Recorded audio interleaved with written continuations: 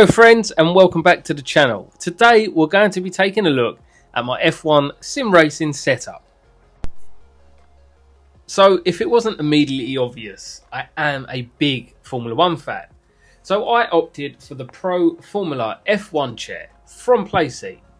Now I initially wanted this set in white, but as it is now a discontinued model, I had to settle for black, which I still think looks like a solid choice.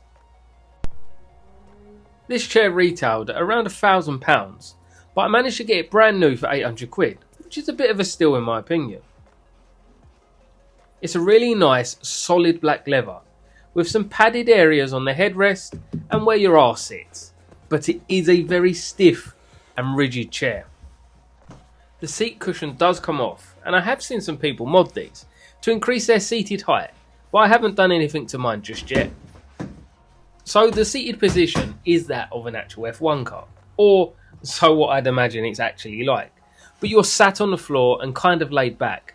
The unit itself is actually really hefty and is of solid build quality. It's also really heavy, but whilst it does have a narrow frame, it doesn't rock around whilst you play. It's relatively planted. So the steering column is between your legs, which isn't optimal, and a lot of people don't actually like this setup. However, I was used to this from my previous playseat, and when adjusted correctly, you don't actually notice it. The column itself sits on a runner, along with the pedals, and both are fully adjustable by sliding up and down, and then locking into place. Once you get it set up for your body, it's pretty comfortable. The pedal plate itself is also fully adjustable for whatever is your preferred angle. Mine is quite aggressive, but this is what works for me. But as you can see here, I am able to use both pedals and wheel without any issues. The actual pedals of choice are the Thrustmaster TLCM pedal set. It has all three pedals, even though I'd rarely use the clutch. The pedals are all metal and have a really good build quality. The unit itself was around 200 quid and is priced reasonably for the quality in my opinion. There is some decent resistance on all three pedals, but the brake pedal is spring loaded, which can be swapped out for stiffer springs, so you can customise the feel. They come with spacers, which again just adjust the angle of the pedals for whatever works for yourself. When mounting these, you have three hole choices, and I go off centre, which counters the fact that the steering column is between my legs, pushing the brake pedal ever so slightly off-centred. So let's talk about the wheel and the wheel base. The base is the Thrustmaster TX servo base, which is around £250 and is a full 900 degree force feedback base.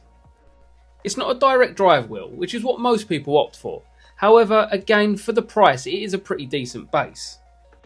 There is a nice amount of force feedback and it's pretty responsive to your inputs. The steering wheel is the open F1 wheel, again from Thrustmaster, which is the entry level F1 wheel, which comes in at around £150.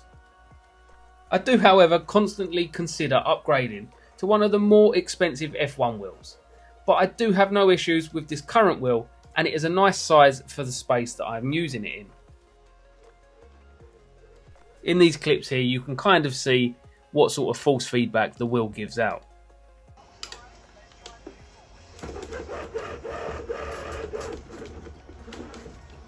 That brings us round to the monitor. Now, the monitor of choice is the Dell 34-inch curved gaming monitor, which is HDR 400 and 144Hz refresh rate. If you happen to follow me on Instagram, you'll see I now have a Samsung Odyssey 49-inch for my gaming setup, which would be absolutely awesome for sim racing, but it just wouldn't fit in this space. So the 34-inch is a nice compromise and works really well. When sat in front of it this close, it's still a pretty immersive experience, considering 34 inches does feel somewhat small now. It's a decent quality panel for the price, but like most gaming monitors, has no internal speakers. So I either wear a headset or I run a cheap speaker which was brought from Amazon. I have the monitor mounted on an arm, so I can move it out the way and against the wall if I wanted to free up some space, I don't usually do this, it kind of just stays there, but the adjustability is nice and allows me to lower it right up behind the wheel, which is perfect level for when you're sat on the floor in a Formula 1 chair.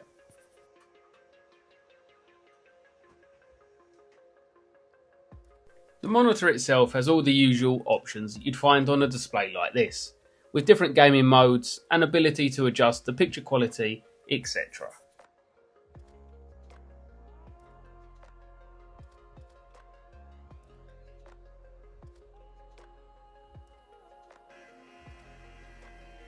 So here it all is, in action. Now, I haven't really mentioned, but I sim race for fun.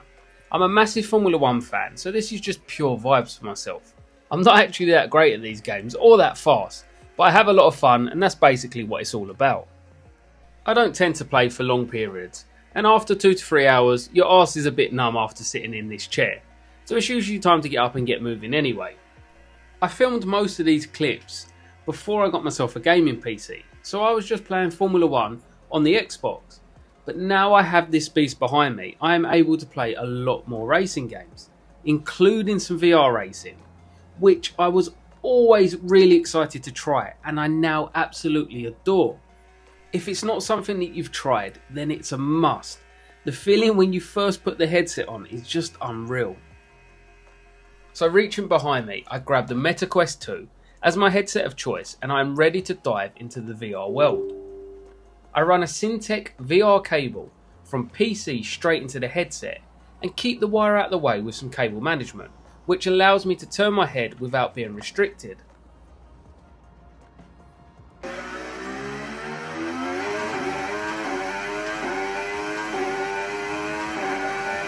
Here is some F1 in VR. Now, I was new to VR sim racing, as I mentioned, but was honestly blown away by the immersion. It's like nothing else. Just seeing it all come to life while sat in a Formula 1 car going up Eau Rouge is just something else.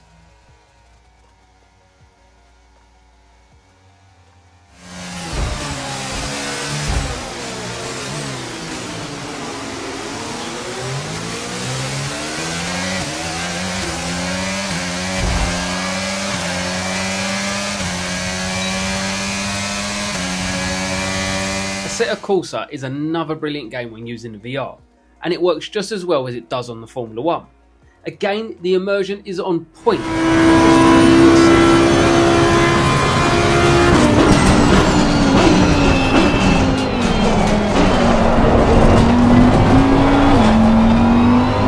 Then the last one I play sometimes is iRacing. Probably my least favourite, just because I don't take it that serious, and iRacing is a very serious sim. The monitor is on here just purely for content and sort of demonstration purposes. Once you're in the virtual world, you really have no use for the monitor. So I think that's about everything at this setup. That is my Formula 1 sim racing setup. It's not the best, I'm sure, but again, it's great fun and I really do enjoy using it. I'll drop all the relevant links down below, and if you have any questions, be sure to ask, and I'll get back to you ASAP. Otherwise, thanks for watching guys, and I'll see you soon. Oh, one more thing. If you ever want to race, hit me up.